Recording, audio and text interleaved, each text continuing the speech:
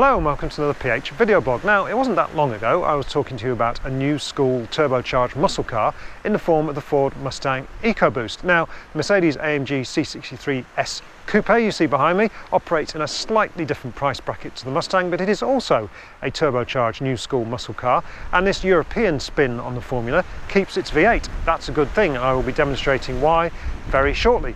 Before we get to that, let me just talk you around the range a little bit. It starts with the C63 Coupe, which has 476 horsepower from its 4-litre twin-turbo V8. That's just over 60 grand, or about £1,000 more than the equivalent C63 saloon. Now, that gap doesn't sound massive, but there are some actually fairly significant differences in the mechanical layout, and they have quite a big impact on the way it drives compared with the saloon. So I'll be talking about this in a bit more detail shortly. Go up to 68 grand, that gets you into the C63 S, that gets you 510 horsepower from the same engine and an electronic locking differential, a few other bits and bobs as well. The one you see behind me is an Edition 1 with a very prominent yellow stripe and all the trimmings. I'll talk you around those in a bit. But first of all, I think I'd just like to talk around the difference between the C63 AMG Coupe and the regular C-Class. Most noticeable of which are these very, very prominently flared wheel arches at the front. Now, they're 60 odd mil wider than the standard C-Class Coupe front and rear, and I think that transforms the look of the car, to be honest. The regular one, dare I say, it looks a bit like the old Laguna Coupe, which is perhaps not the most flattering comparison you could make, but I think with these AMG modifications, the lower ride height, the bigger wheels, the flared wheel arches, it just makes sense of the C-Class Coupe's looks, and it's a pretty mean looking machine. Here we have ceramic brakes and V8 bi-turbo badge, just in case people didn't get the message on your approach, which they will, because this is a very noisy car, in a good way. The package also gets you Aero Kit, including this lip spoiler, badging to let people know you're no cheapskate, and you've got the full 510 horsepower Big Daddy. 4 exhausts, of course, out of which that traditional AMG noise will very shortly erupt when I demonstrate it to you. Before we do that, let's have a quick look inside. Now, like all frameless doors, the windows rattle when you shut them, like my old Subaru. Even Mercedes can't seem to get around that, it would seem, but other than that, this is a very nice interior indeed. Now, there will be outcry over this tablet style central display. People seem to get very, very upset about that. I don't quite know why, because if they didn't have it like that, then they'd have to have a really tall dashboard that you could hardly see over. So frankly, I think that's a compromise I can live with, but I know people will get very angry. Each to their own. Now, we also get some very nice matte carbon fibre trim in this car, Alcantara on the steering wheel. The quilted seats with their contrast stitching, that brings in mind to me what Brabus has been doing for a long time on its tuned up Mercedes, and I think probably Mercedes and AMG have been having a look at what the high rolling customers of Brabus attracts, what they like in their cars, and has perhaps reflected that in how they've trimmed this top of the range Edition 1 version. Now, as is compulsory in these things, we should probably have a look at the pricing and the options. Now, base, as I say, for this one, 76,910. That is a lot of money, but then you do get a lot of kit as well. Inevitably, this one has had some extras added to it, so let's just have a quick look at what they comprise. We've got 335 quid for a 360-degree camera. We've got 765 quid for an AMG driver's package. That increases the top speed from a limited 155 to 180, also limited, and gets you a day of AMG driver training. Now, I've done one of those courses. They're good fun. That seems like reasonable value for money. 1695 for driving assistant package. That gets you blind spot assistance, active lane keeping, braking, or radar, cruise control, basically all the things you need if you can't be bothered to look where you're going or can't drive in a straight line on a motorway. Now then, the Edition 1 Motorsport package, that's probably a bit more PH, probably what we're rather more interested in. That gets you those 19 and 20 inch wheels, 19 front, 20 inch back, that we had a look at outside. Also gets you the ceramic brakes, which is pretty good. It gets you the matte grey paint and those rather prominent yellow stripes. Now, that is £3,000 all in all, which actually seems like pretty good value, given that BMW charges, I think, about £6,250 for its ceramic brakes on the M4. So reasonable value for money. We've got 825 quid for further enhancement to the communications and in-car entertainment. That brings the total to 81,835. Now, that is a significant sum of money, and the first car that springs to my mind at that price point is the Nissan GT-R, which is a rather different rival for a muscle car coupe, and rather interesting price point for AMG to be pitching this car at. Can it possibly live up to that expectation?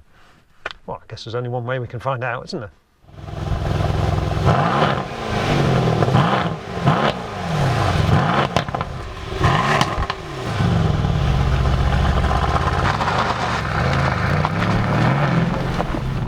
Now, although I started this with a kind of clickbaity, how does it fare against a GT-R name check, there's really only one car you think about comparing the C63 to, and that's of course the BMW M4. Now that's a car I know particularly well because I've done best part of 14,000 miles in one. I'm also a massive AMG fan, so I'd like to think I'm in a reasonable position to comment on how this car compares with its obvious BMW rival. Now, straight away and on paper, it seems like an absolute clear victory for the AMG, because you start at 60 grand, and for that you will get a BMW M4 with the automatic dual clutch gearbox, which really you need to factor in because there's no manual option in a C63. So 60 grand gets you an M4, 431 horsepower, 406 pound-feet of torque, a fast car by any stretch of the imagination. Against that, even the basic C63 is already off to a flying start because it's got 476 horsepower and 479 pound-feet of torque. So immediately AMG is seemingly handing the BMW its ass. And then you go another 8 grand up and you get into this S version. That's got 510 horsepower, as mentioned, and 516 pound-feet of torque, which is a massive, massive power advantage, obviously. And of course the other main difference between them is that, unlike the M4 and its transition from the M3, the C63 has kept its V8 engine, and that obviously contributes to that power advantage, but it also gives a huge kind of emotional advantage to the AMG, because we love a V8, don't we? And just listen to it. I mean, what an engine this is, and it's not quite perhaps as sharp as the old naturally aspirated 6.2, and you can feel it. If I just squeeze the throttle, you'll see there's just a moment of kind of squishiness in the throttle response before those turbos ignite, but it's not bad, and by modern turbo engine standards it's not something you're going to lose sleep over. And once the turbos are boosting, there are never any complaints about the way this car goes or the way the engine responds. It's a fantastic engine. It's got power, it's got drama and character above all, and I think that, to be honest, is probably, if you were driving a C63 back to back with an M4, you know, on a 5-minute test drive with a slightly nervy salesman next to you, I think just the noise of the V8 would probably sell it to you, because it's always there. Just the bass, the vibration, the sensation of the V8. You never get away from that, and frankly, why would you? So seemingly advantage AMG, but then you start looking a little bit deeper at some of the facts and figures, and one of them jumps out at you, and that is the weight. So yes, in the classic style, the AMG has got a massive power advantage, but this is a heavy old car, and like for like, you're looking at 188 kilos, best part of 200 kilos over an equivalent M4, and that's a big old chunk of weight to be carrying around. And you feel that, although the C63 feels gruntier, more muscular, more aggressive than the M4 in a lot of ways, it also feels heftier. This is a blunt weapon. It's not as sharp or as pointy or as aggressive in feedback as the M4. So it's kind of as it always has been, really. You know, if you want a kind of sportier feeling car, then BMW is playing to its traditional strengths there. And if you want an out-and-out muscle car, then likewise AMG is doing what it's always done and just gone after the big numbers, the big noise, the big excitement, the kind of tugging on the heartstrings kind of thing that it's always done so well. So what changes, what stays the same? You know, it's always as it has been, and I think AMG does very well at appealing to plucking the heartstrings, as it were. It knows what enthusiasts like in their cars, but there's real substance to this car as well. And when I was doing my kind of little walk around at the beginning, I alluded to the fact that there are some big differences between the C63 Coupe and the saloon on which it's based. And the biggest of those is that AMG has gone to the bother of developing a unique rear axle for this car, and that is a big deal in engineering terms.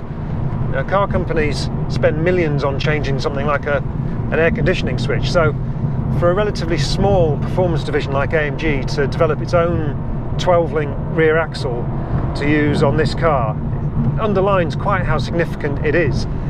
And when you appreciate that nearly half of all C63s in the previous body shape were coupes, you can perhaps understand why they went to the effort.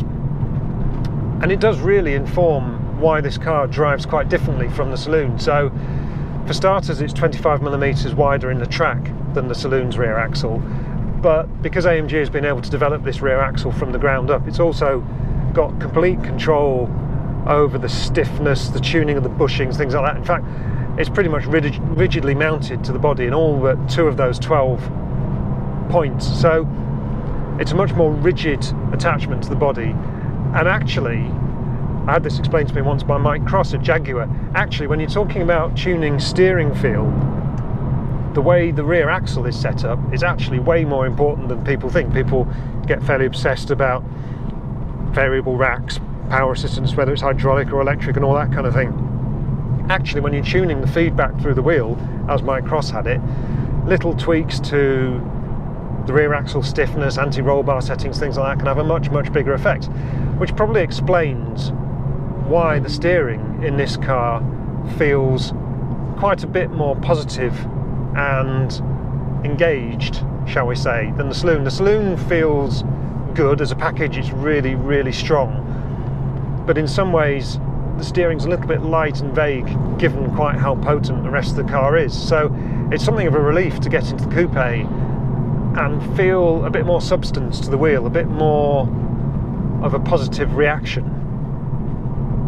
So that's welcome, and a decisive difference between the coupe and the saloon. Another big difference with this car over its predecessor is also in the rear axle, and that is the electronic locking differential that you get as standard on the S. Now, I know I've witted about this previously in an earlier video blog about the AMG GT, but bear with me because it's important, and it informs a lot about how these cars drive and how AMG is changing. So the standard C63 Coupe gets a mechanical locking diff like that very nice entry-level GT that I drove in the previous blog, but this one, the S, gets an electronic one, and what that means is it can open and close, go from open to locked in any degree that it likes at any point, and it does that in conjunction with all the other systems, so ESP, throttle response, all the rest. Now, how that relates to the way the car drives is, like the GT, the C63 is a lot more about traction than it used to be, and because the diff can open and shut at will, it means it feels less rear-wheel drive than the old shaped car.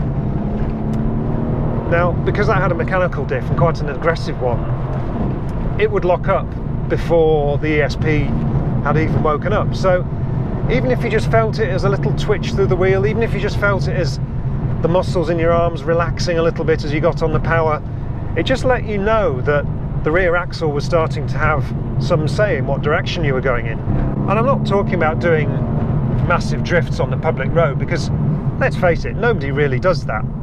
But it's just about the feedback you get through the wheel, even at fairly normal speeds.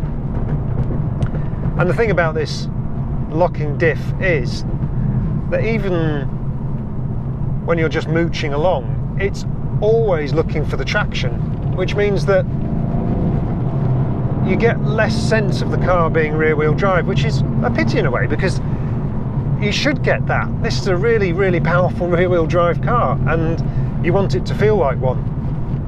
Now, of course, the argument is that by focusing on traction, the car can be faster and feels more secure in bad conditions. So just one of those kind of little character traits that, you know, what you gain with one hand you lose with the other. But it does mean that the car is much more effective, and brings us kind of back round to that comparison with the GTR that I started out on. Now, another comparison with the M4 is that the suspension in this car is way, way better than the BMW. The BMW feels like it's quite often trying to throw itself off the road, but the damping in the C63 is way, way better, and that, again, is a bit like the GTR. You know, these cars are stiff and feel fairly uncompromising at everyday speeds, but when you start attacking the road, when you really start going for it, they really show their class. And again, this expensive rear axle that AMG has spent all that money on really, really shows its worth, and begins to make sense of that really quite hefty price tag and some of the more serious cars the C63 is putting itself up against. Does it work at this price point? I think it probably does, to be honest, and I think it kind of leaves the M4 behind a little bit. I think it feels more luxurious. It looks mega from the outside. It sounds brilliant all the time, and it's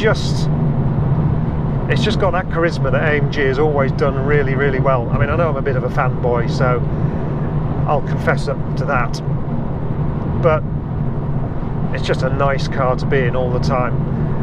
And although we have been comparing it to the GTR, I think it appeals to a different person, really. I'm not sure that a GTR buyer would want a Mercedes.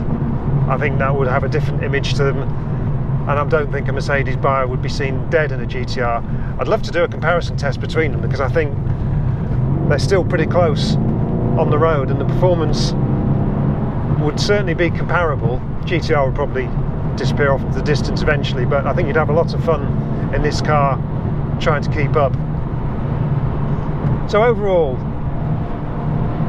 I think you get the impression that I'm fairly favourably disposed to this car, and I think basically it comes down to it's got a fantastic engine. That V8 is just superb. It's with you all the time, never lets you forget what it's about. There you go. There, in one little ripple of bangs and pops, is why I really quite like the C63 AMG.